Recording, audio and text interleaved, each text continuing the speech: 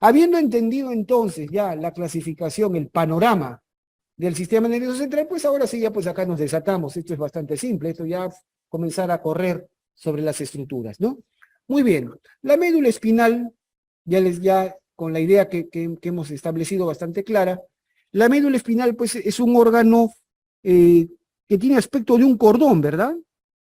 Tiene aspecto de un cordón, es alargada, ¿correcto? Es el componente más caudal, o sea, más inferior del sistema nervioso central, ¿verdad? ¿Dónde está alojada? Está alojada en el conducto vertebral, está alojada en el canal raquídeo. Pregunta elemental, ¿la médula espinal ocupa todo el conducto vertebral? O sea, ¿la médula espinal es del mismo tamaño que toda la columna? No. La médula espinal ocupa, no sé si lo he puesto por ahí, los 2/3 superiores. 2/3 superiores del conducto vertebral. O sea, no ocupa todo el conducto, sino los 2/3 superiores. ¿Estamos de acuerdo? 2/3 superiores. ¿A qué altura? ¿A qué nivel termina la médula espinal? Termina a la altura de la vértebra L1 o entre L1 y L2. Ahí debe estar escrito. ¿Correcto?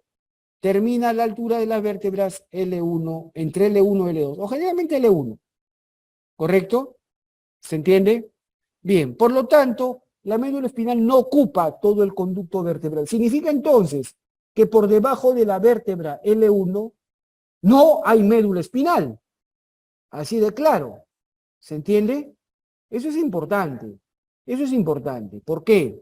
Porque hay pacientes en los cuales se nos hace necesario, pacientes que vienen con cuadros de infección que les ha comprometido el sistema nervioso central, ¿correcto? Una meningitis, una meningoencefalitis, o sospechamos de una sepsis con infiltración al sistema nervioso central y queremos confirmar si hay infección en el sistema nervioso central. ¿Qué hacemos?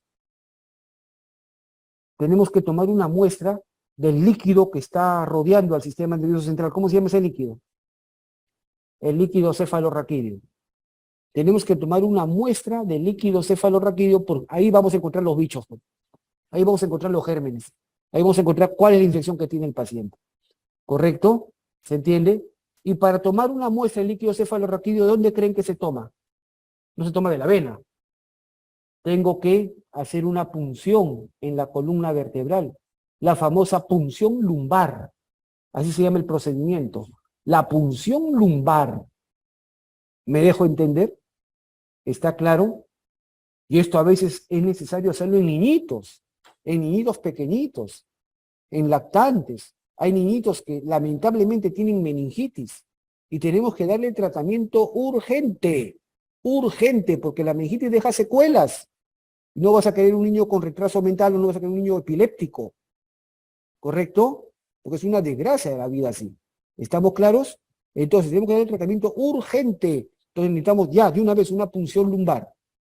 Entonces, pero en caso de un niño, de un menor de edad, para hacer una punción lumbar se necesita autorización de los padres. Autorización de los padres. ¿Estamos de acuerdo? Pero ¿qué ocurre? Si estamos en una emergencia, si estamos en un tópico de emergencia todo, los padres están correteando, haciendo los trámites, y por ahí nos falta un imbécil, las cosas digo como son, ¿eh? Que dice, no, que no le hagan punción lumbar, lo van a dejar inválido a tu hijito. Porque en la emergencia hay un montón de gente hablando. Ahí afuera van a ver, hay hasta abogados. ¿Han atendido bien a su paciente? Por si acaso, le dejo mi tarjeta. Por si acaso, así es. ¿Estamos de acuerdo? Estamos expuestos a todo eso. ¿Ya? Por si acaso, si requiere que traigamos cámaras de televisión, aquí está mi tarjeta, llámenos nomás. Dispuestos a fastidiar. Hay gente así. No, que no le hagan punción lumbar. Le van a dejar inválido. No tengo otro objetivo más que ponerles a estas personas, las cosas como son. ¿Correcto? Entonces, así de simple. Y a veces los padres dudan, le meten miedo, dudan y no te firman la autorización y ese niño termina empeorándose, termina muriendo. Ah, me lo mataron en el hospital. No, pues el niño se complicó por los prejuicios del padre influenciados por un idiota. Así de claro. Perdón, ¿no? Pero yo digo cosas como son. ¿Estamos de acuerdo? Que yo religioso no soy. ¿Estamos de acuerdo? Entonces, es la verdad, sino que me muestran lo contrario. Entonces, esto pasa. Por eso, debe quedarle claro el concepto anatómico de que por debajo de L1 no hay médula espinal. ¿Qué invalidez vas a provocar? ¿Correcto? Entonces, simplemente puede ser la punción. Claro, en un niño pequeño, la médula es un poquito más larga, llega hasta L2, L3, ¿correcto? Por eso que la punción lumbar en un niño pequeño la hacemos más abajo. En un adulto tenemos más rango, ¿correcto? Pero en un niño pequeño generalmente la hacemos por debajo de L4. Lo hacemos por debajo de... En un adulto lo podemos hacer por debajo de L3. ¿Correcto? Entonces, por el principio elemental, debajo de la médula, perdón, debajo del no hay médula. Si no, muéstrale un libro de anatomía. Estamos de acuerdo, pero es una vida que se está complicando. Dejar un niño con secuelas en el sistema, un niño con secuelas en el sistema nervioso central es de lo peor.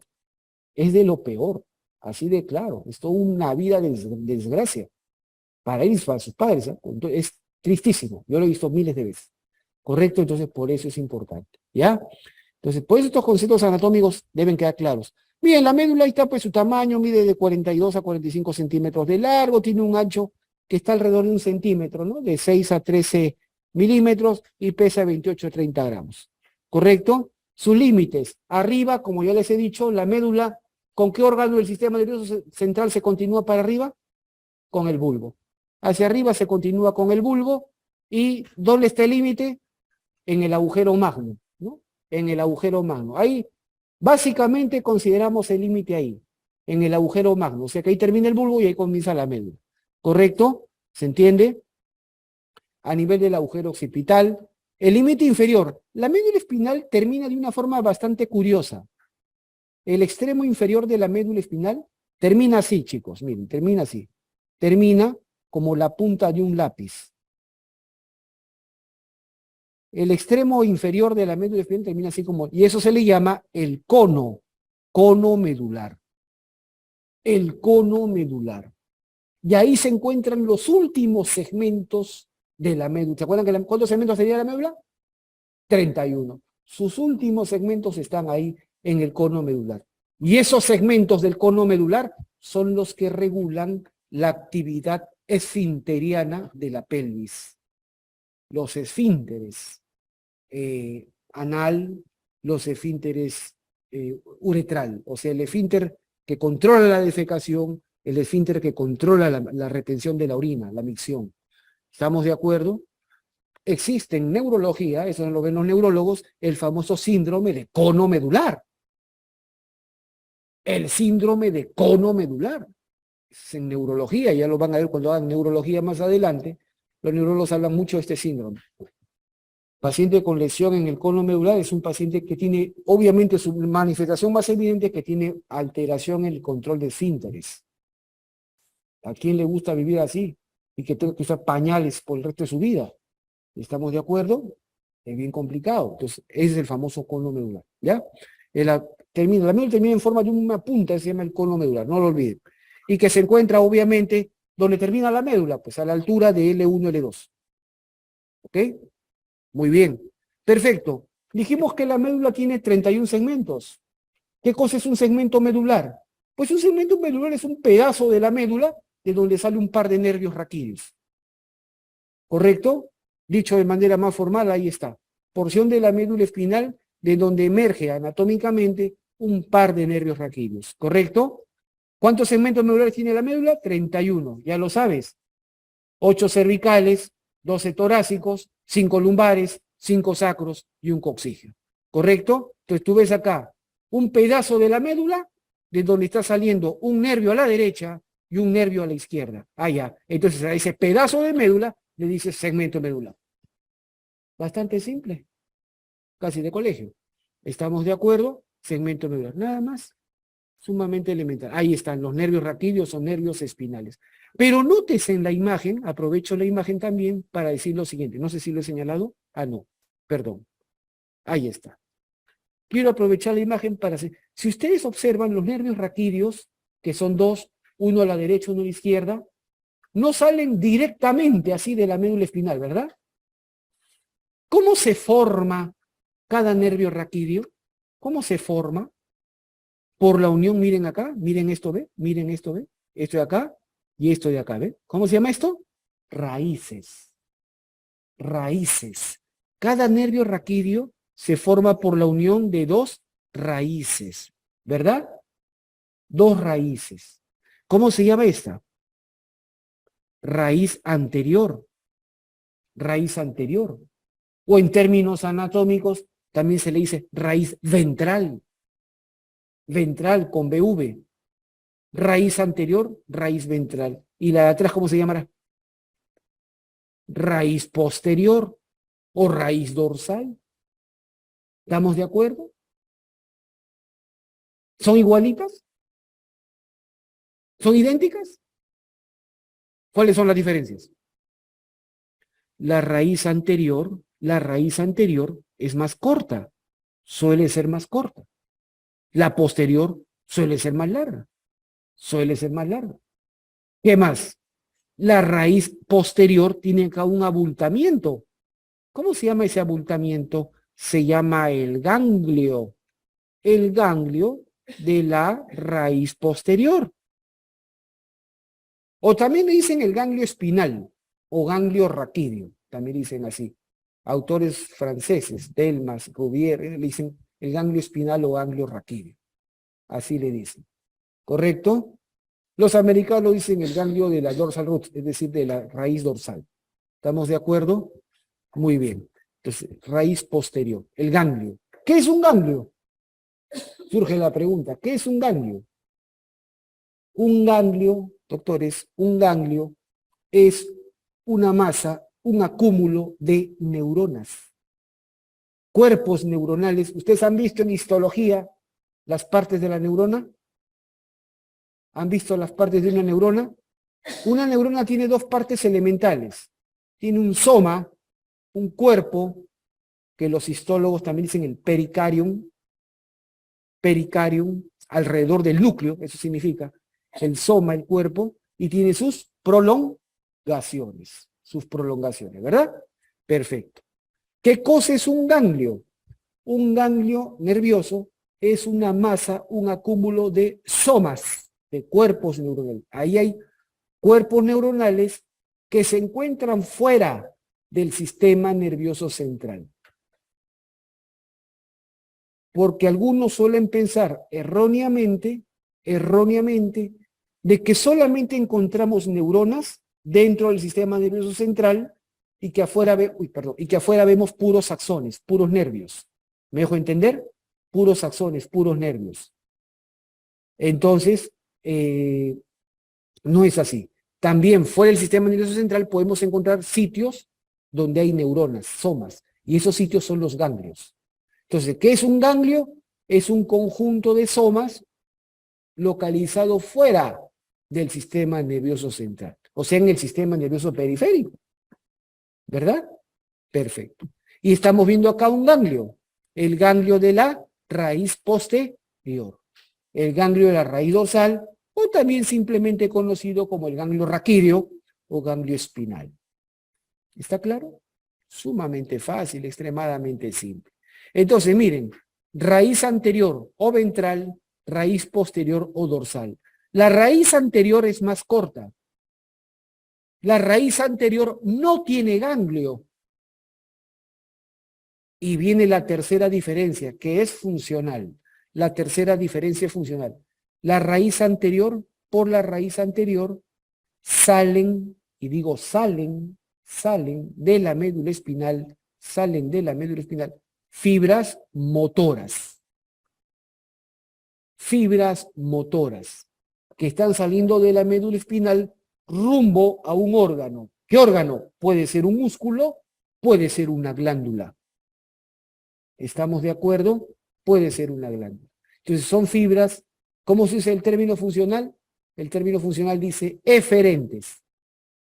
Eferentes. ¿Qué significa eferentes? Con E de enano, eferentes, que salen, fibras de salida.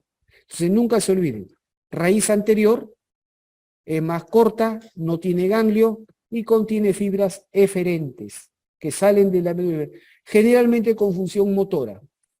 motora para los músculos y para glándulas. ¿Estamos de acuerdo? ¿Se entiende? Hubo una epidemia, ¿sí? Un brote epidémico hace unos años, especialmente en el norte del país. Un brote, ¿se acuerdan? Guillain-Barré, bastante conocida, ¿verdad? El Guillain-Barré es una enfermedad básicamente de origen autoinmune, exacerbada sin duda alguna por la exposición a ciertos antígenos de algunos virus, algunas bacterias como el Campylobacter jejuni, virus como enterovirus, que activan al sistema inmune y hacen que éste comience a atacar al cuerpo humano. El Guillain-Barré, la pregunta es, ¿dónde está la lesión? ¿Dónde se produce la lesión? El Guillain-Barré es una enfermedad que generalmente ataca a estas raíces, a las raíces anteriores, a las raíces motoras. Por eso que el Guillain-Barré es una enfermedad clásicamente, eminentemente motora. No produce síntomas sensitivos y rara vez produce también síntomas autónomos, viscerales. Es motora. Comienza a paralizar los músculos, comienza a paralizar los miembros inferiores y va en ascenso, va subiendo por las raíces, va subiendo hasta que produce parálisis respiratoria y el paciente puede morir asfixiado porque no puede respirar. ¿Me dejo entender? Entonces, por eso la importancia de conocer estas raíces. Por eso es que todo el mundo lo conoce como síndrome de Guillain-Barré, ¿verdad? Pero yo pregunto, ¿y cuál es su nombre anatómico? El nombre anatómico del Guillain-Barré es la polirradiculopatía anterior aguda. Polirradiculopatía, ¿qué significa? ¿Qué significa poli? Varias. Radículo, raíces. Polirradiculopatía. Patía es enfermedad, alteración, lesión. Polirradiculopatía, es decir, alteración de varias raíces. Polirradiculopatía anterior, es decir, agarra raíces anteriores, eso es lo que te está diciendo. Aguda, porque es un proceso que aparece en menos de 2 semanas de activarse el sistema inmunológico, ¿ok? Entonces, eso es, por eso estas raíces. Entonces, acuérdense siempre, la raíz anterior es más corta, no tiene ganglio y contiene fibras eferentes, fibras motoras que salen de la médula espinal hacia un órgano periférico, ¿correcto? Por su parte, la raíz posterior es más larga, tiene un ganglio y ¿qué más? ¿Qué tipo de fibras tendrá? Tiene fibras sensitivas, aferentes en términos funcionales, aferentes, fibras sensitivas. O sea, información de entrada, input, como hablan ahora los neurocibernéticos, input, ¿no? Es decir, fibras de entrada, ¿correcto? De entrada a la médula espinal, fibras sensitivas. Entonces, por ejemplo, una radiculopatía anterior, una afectación de raíces anterior, una radiculopatía anterior, producirá síntomas de qué tipo? Motores. Y una radiculopatía posterior producirá síntomas sensitivos. ¿Estamos de acuerdo? ¿Se entendió? Muy bien. Pero hemos dicho que la raíz posterior tiene algo que no tiene la raíz anterior, el ganglio. El ganglio. Este ganglio, ¿qué cosa contiene? ¿Qué contiene un ganglio? Neuronas. Entonces pregunta, funcionalmente hablando, ¿qué tipo de neuronas son estas? ¿Qué tipo de neuronas tiene el ganglio de la raíz posterior? Funcionalmente hablando, neuronas sensitivas. Neuronas sensitivas. ¿Correcto? Muy bien, muy bien. Nada más, no se compliquen la vida, ¿ya? ¿Se entendió? Bien, acá les he puesto, como la médula espinal no tiene el mismo tamaño que el conducto vertebral, ¿verdad? La médula espinal no tiene el mismo tamaño que el conducto vertebral, entonces los segmentos medulares no coinciden con la altura de las vértebras. Por ejemplo, ¿cuáles serán los últimos segmentos de la médula espinal? ¿Cuáles serán sus últimos segmentos? Serán los segmentos sacros y coxígeo, ¿verdad? Pero esos segmentos sacros y coxígeo de la médula espinal se encuentran a nivel de qué vértebra? L1, porque la médula espinal termina a nivel de L1. Entonces, no coinciden, ¿no? Los niveles sacros de la médula están a nivel de la primera vértebra lumbar. Están mucho más arriba que las vértebras sacras.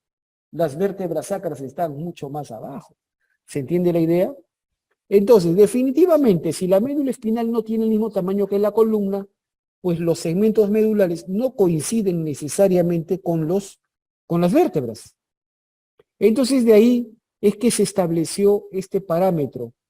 ¿Cómo poder más o menos correlacionar un paciente, por ejemplo, que sufre un traumatismo vertebral, cómo poder relacionar si se ha lesionado tal vértebra, qué segmentos medulares están afectados? ¿Me dejo entender? ¿A la altura de qué vértebra? O a la altura de tal vértebra, ¿qué segmentos medulares se encuentran? ¿Me dejo entender? ¿Está claro? Y apareció esta tabla, que la describe Bergman Afifi, por si acaso, el autor americano. Esta tabla la he sacado de ahí, del libro de Bergman Afifi, Neuroanatomía. Entonces, la relación de altura. Entonces, por ejemplo, si yo tengo una vértebra cervical, para saber qué segmento medular se encuentra a esa altura, pues todo lo que tengo que hacer es sumar más 1. ¿Me dejo entender? Entonces, por ejemplo, si yo tengo la vértebra C4, la cuarta vértebra cervical, ¿qué segmento medular está a esa altura? C5. ¿Me dejo entender? Si yo tengo la vértebra C6, ¿qué segmento estará ahí? C7. ¿Correcto? Fácil. Luego, si tomo en cuenta las vértebras, las 6 primeras vértebras torácicas de T1 a T6, pues tengo que sumar más 2. Por ejemplo, si yo palpo la vértebra T2, ¿qué segmento medular está a esa altura? Si sumo 2, será T4, ¿verdad? T4. ¿Está claro? Facilito.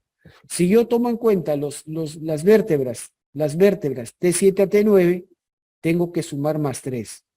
¿Y por qué más 3? Porque si dan cuenta, ustedes saben que las vértebras comienzan a aumentar de tamaño. En la medida que bajamos, las vértebras comienzan a crecer. Entonces tienes que sumar más segmentos, más 3. Por ejemplo, si yo palpo la vértebra T7, ¿qué segmento medular está a esa altura? T10. ¿Verdad? Sumamente sencillo, sumamente fácil. Bien, luego, si tengo la vértebra T10, a esa altura están los segmentos L1, L2. A la vértebra T11, a esa altura están los segmentos L3, L4. Y a la altura de la vértebra T12 están los segmentos L5 hasta S2. Por último, ¿se acuerdan ustedes que a la altura de la vértebra L1 estaba el cono medular? Ahí están pues los últimos segmentos, desde S3 hasta el coxígeno. ¿Correcto? Nada más. Entonces, básicamente es eso. Perfecto. Bien, los nervios raquídeos, ya los he dicho. Los nervios raquídeos son 31 pares, ¿verdad? Son los nervios que emergen a cada lado de un segmento medular, ¿verdad? Si son 31 segmentos, vamos a tener 31 pares de nervios raquídeos, uno a la derecha y uno a la izquierda. Igual se clasifican 8 cervicales, 12 torácicos, 5 lumbares, 5 sacros y un coxígeno. ¿Correcto? Extremadamente simple. También ya les he dicho que cada nervio raquídeo se forma por la unión de 2 raíces.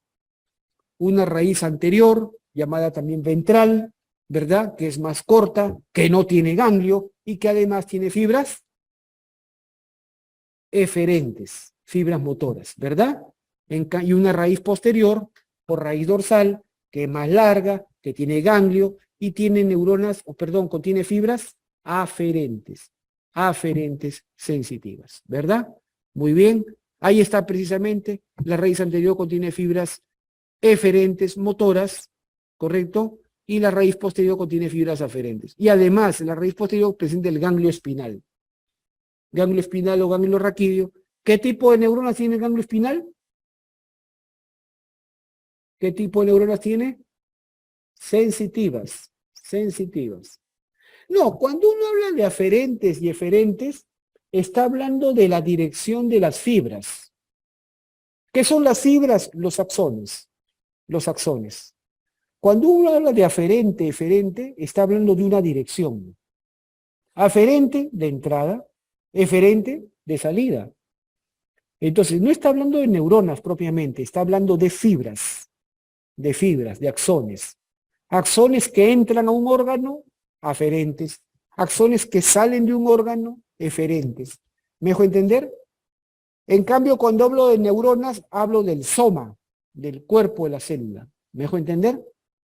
Entonces, en este caso, las neuronas que hay en el ganglio espinal, desde el punto de vista funcional, son neuronas, son neuronas sensitivas, ¿correcto? Son neuronas sensitivas. Y desde el punto de vista de la histología, histológicamente hablando, ¿qué tipo de neuronas hay en estos ganglios? ¿Cómo se clasifican histológicamente las neuronas? De acuerdo al número de prolongaciones. Monopolares, bipolares, pseudo-unipolares y multipolares. Bueno, para empezar, que monopolares no tenemos los seres humanos. En nuestro sistema nervioso no existen neuronas monopolares. Eso existen en algunos animales inferiores. En algunos animales que no son ni siquiera mamíferos, ¿no? Lagartos, invertebrados, ¿me dejo entender? Políticos, etc. ¿Estamos de acuerdo? O sea, animales, ahí hay unipolar. Nosotros los seres humanos no tenemos neuronas monopolares. Tenemos de bipolares para arriba. Pregunta, ¿qué tipo de neuronas hay desde el punto de vista histológico, desde el punto de vista del número de prolongaciones, qué tipo de neuronas hay en el ganglio? Pseudo-unipolares. Pseudo-unipolares. ¿Cómo son las neuronas pseudo-unipolares?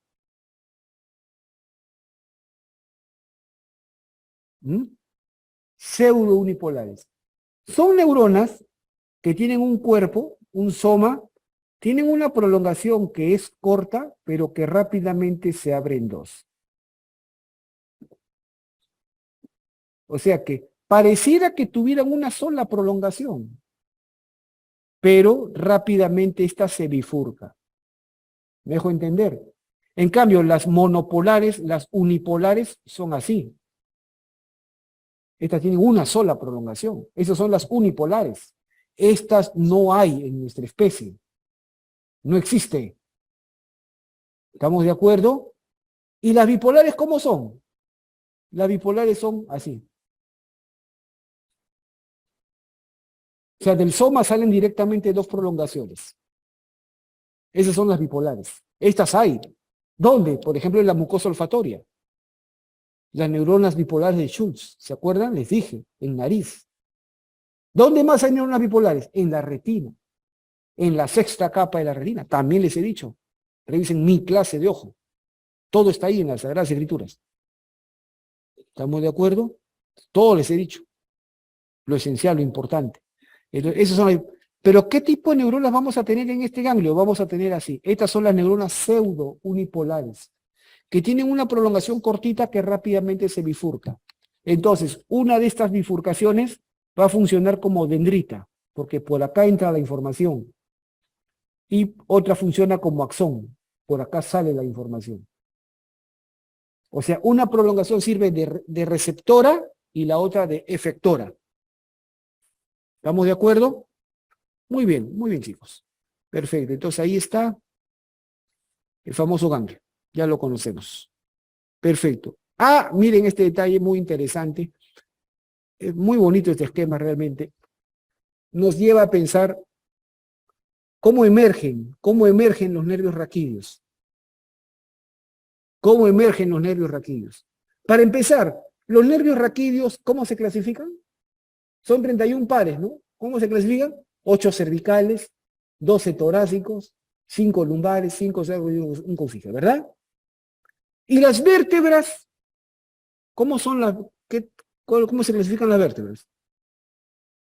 ¿Cuántas vértebras cervicales hay? 7, nada más.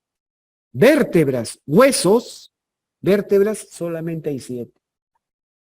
7 cervicales, 12 torácicas, 5 lumbares, 5 sacras, y hay de 3 a 5 coxiges, vértebras. Entonces, eso va a generar acá un detalle. Miren ustedes acá. Miren, yo lo pongo así, para hacerlo sencillo y elemental, yo lo pongo así. Es como una fiesta. Van a tener su fiesta de fin de año, qué sé yo, o su fiesta de graduación, qué sé yo. Y obviamente cada uno va con su pareja, ¿no? Cada uno va con su pareja, ¿verdad? Entonces, siempre, cada nervio está acompañado de su pareja, de su vértebra. ¿Me dejo entender?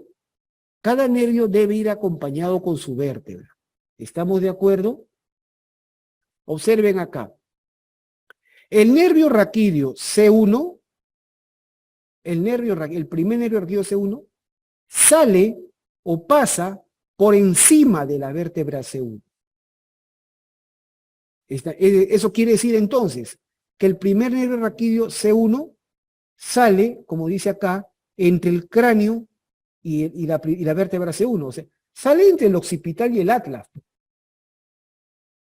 Sale entre el occipital y el atlas. Porque ¿qué hueso del cráneo está encima de C1? La mandíbula, no, es el occipital. ¿Se entiende? Entonces, sale entre el occipital, el primer nervio raquídeo, en lenguaje sencillo. En lenguaje sencillo, el nervio C1 sale por encima de la vértebra C1. ¿Correcto? Ya. El nervio raquídeo C2 también sale por encima de la vértebra C2. El nervio raquídeo C3 también sale por encima de la vértebra C3. Y este patrón se va a repetir hasta la vértebra C7, hasta el nervio raquídeo, perdón, C7. Por eso dice acá, los nervios de C2 a C7, ¿correcto? Salen superiormente, salen por encima del respectivo pedículo de la vértebra. ¿Estamos claros? Por encima del respectivo pedículo vertebral. ¿Está claro? Entonces, salen por... Entonces, en pocas palabras, en resumen simple, desde los nervios C1, nervio raquídeo C1, hasta C7, salen por encima de su respectiva vértebra. ¿Me dejo entender? Cada nervio fue con su respectiva pareja, la respectiva. Pero en la fiesta no falta pues al que lo chotearon de último momento, el que va solo, el forever alone, el friki del grupo, ¿no? Nunca falta. Entonces, ahí está precisamente. ¿Quién es este friki? C8. C8, ¿correcto? C8 no tiene pareja. No existe vértebra C8. ¿Estamos de acuerdo? No existe vértebra C8. Entonces, como no existe vértebra C8, este nervio raquídeo C8 va a salir entre las vértebras C7 y T1. ¿Correcto? Ahí está.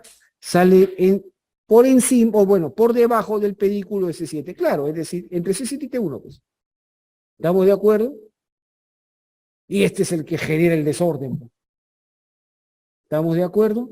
Entonces, como C8 sale entre las vértebras C7 y T1, ahora, el nervio raquídeo T1 tiene que salir por debajo de su respectiva vértebra.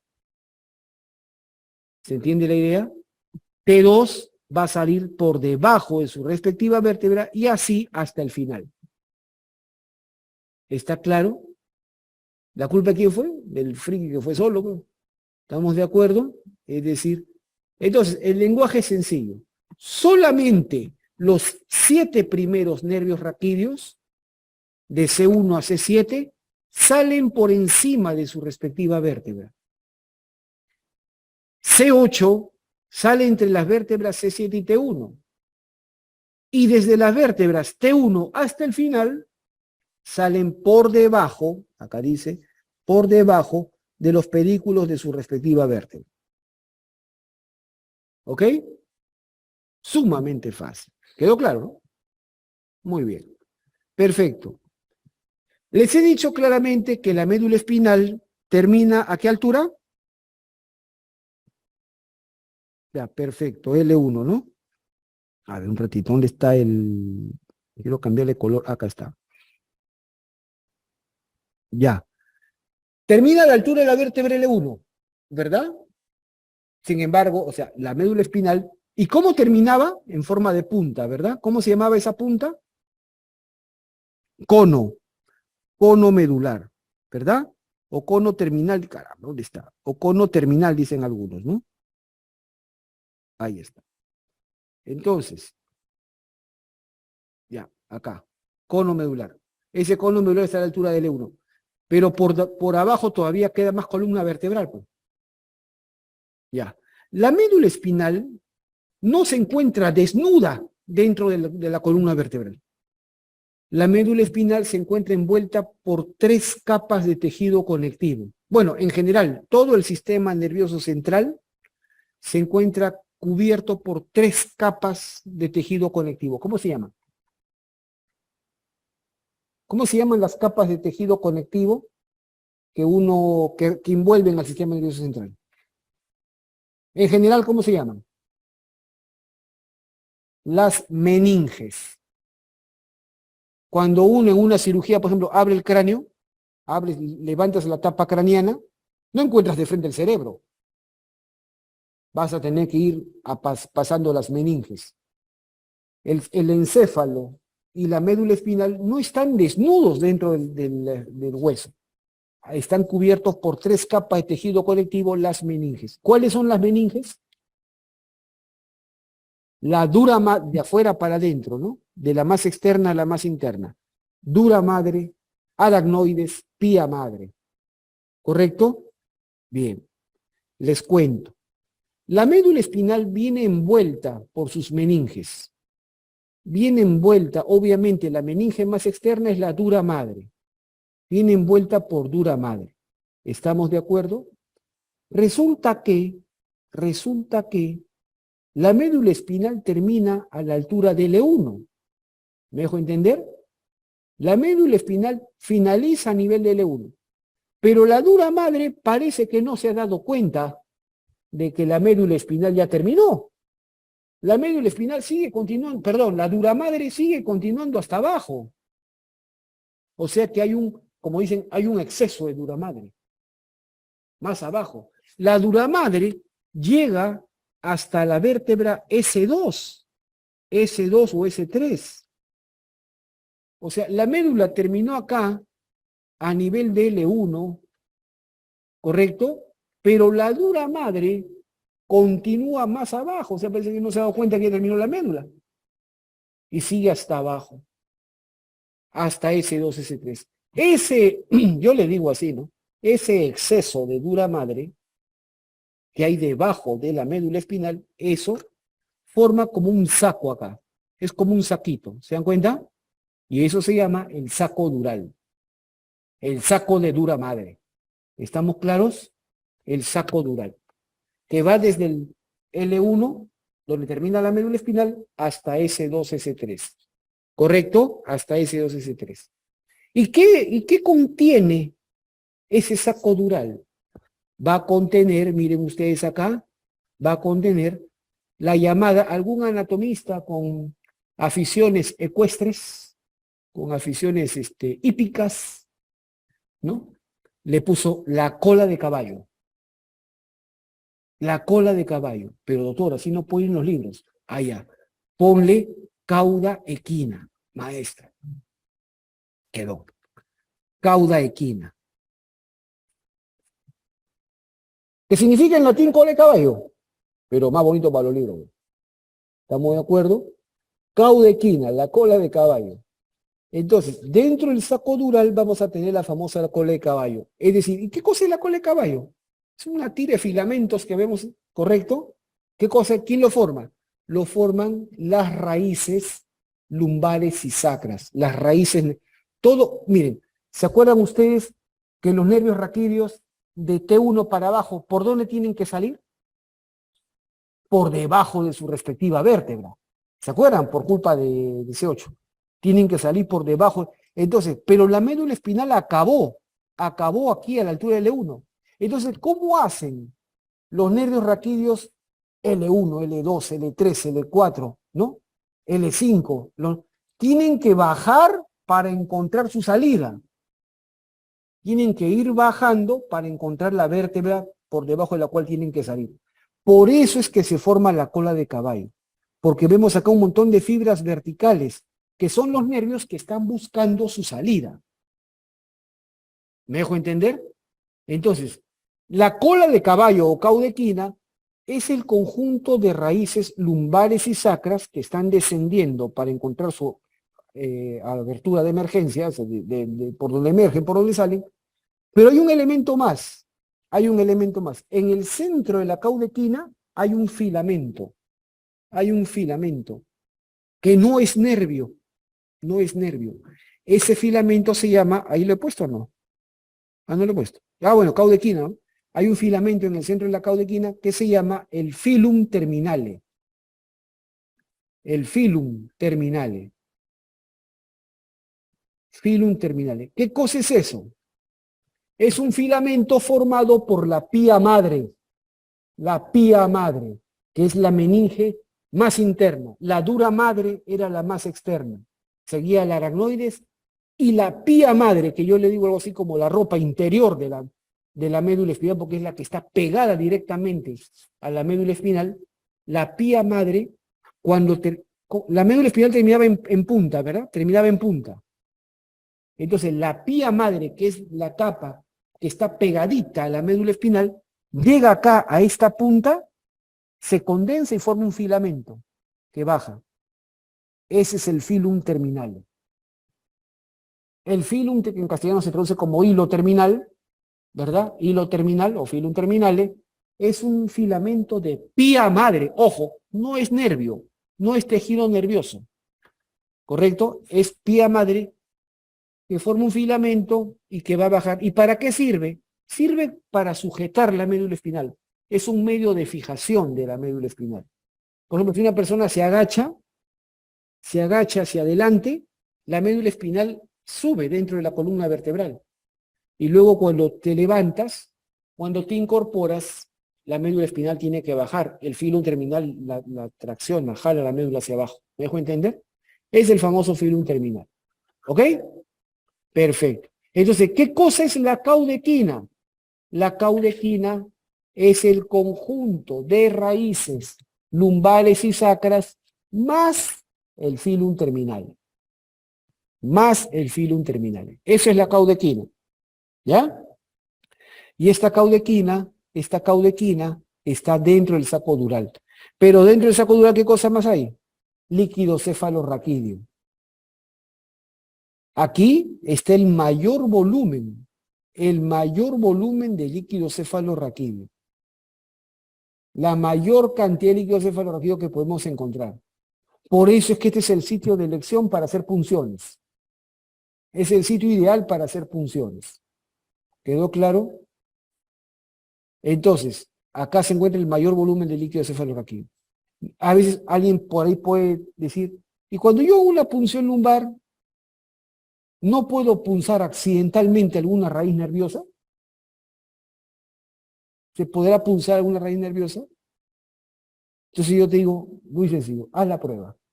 Si tienes cabello largo, agarra tu cabello y ponle un recipiente con agua. En el momento que te bañes, ponle un recipiente con agua a tu cabello.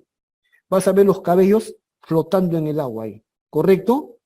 Ya. Ahora chapa una aguja y, a ver, dale, trata de punzar un cabello. Los cabellos se escapan entre la aguja. ¿Me dejo entender? Se escapan. No le puedes dar, porque los cabellos se van a movilizar. ¿Me dejo entender? Lo mismo pasa acá. ¿Estamos claros? Es decir, claro, la caudequina está flotando en líquido cefalorraquídeo. Está flotando en líquido cefalorraquídeo. Que tú agarres la aguja y le des a un nervio, la probabilidad es remota. Es rarísimo. ¿Me dejo entender? Porque están flotando, es decir, metes la aguja y los nervios se mueven. Ahora, nadie que hace una punción lumbar, metes la aguja y estás buscando un nervio, ¿no? Nadie hace eso. Te vas preso, así de claro. O criminal.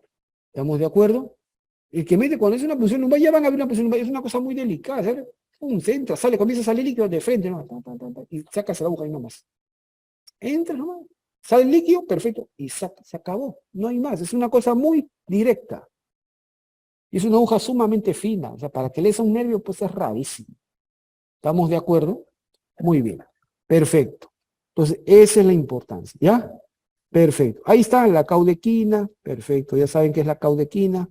Y ahí está la famosa punción lumbar, pues.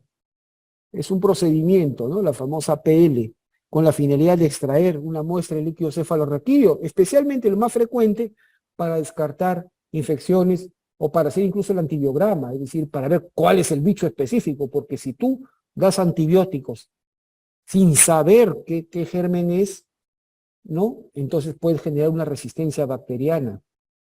Hay que tener cuidado.